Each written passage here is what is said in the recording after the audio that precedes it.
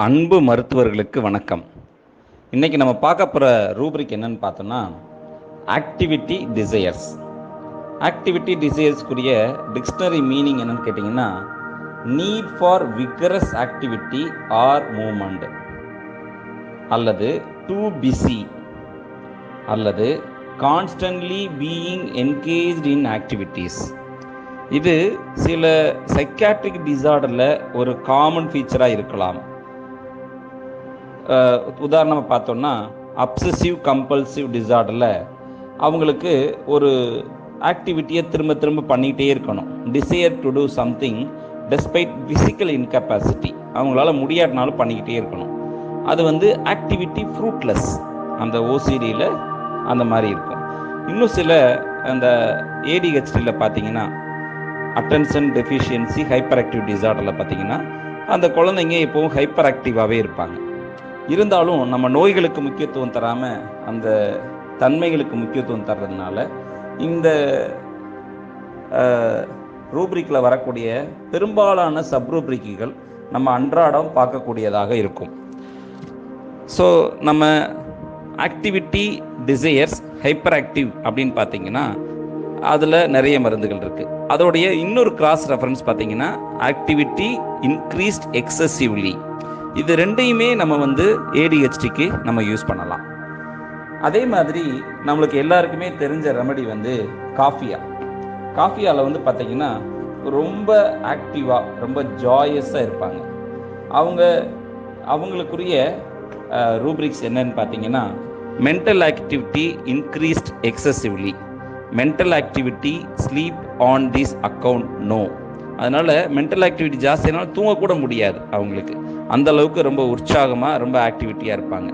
டிஜிட்டாலிஸில் இது மாதிரி ஒரு முக்கியமான ரூப்ரிக் இருக்குது. Activity general restlessness at night. அதே மாதிரி அகாரிக்கஸில் activity alternating with stupidity and awkwardness. ஆக்டிவிட்டியாக இருப்பாங்க, அதே சமயத்தில் ஸ்டூபிடிட்டியாகவும் மாறிடுவாங்க.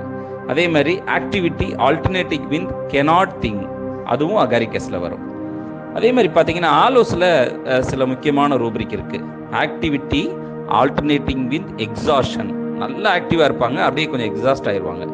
ஆக்டிவிட்டி ஆல்டர்னேட்டிங் வித் இண்டோலன்ஸ், இதுவும் ஆலோஸோட ஒரு முக்கியமான ரூப்ரிக்.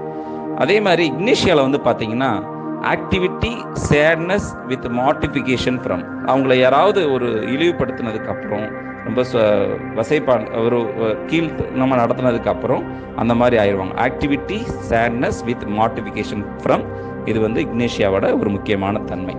இந்த மாதிரி லைக்கோபோடியத்தில் பார்த்தீங்கன்னா ஒரு இன்ட்ரெஸ்டிங்கான ரூப்ரிக் நான் பார்த்தேன். Activity sadness with irritable in cerebrospinal meningitis. Lycopodium ஒரு single remedy. Activity sadness with irritable in cerebrospinal meningitis.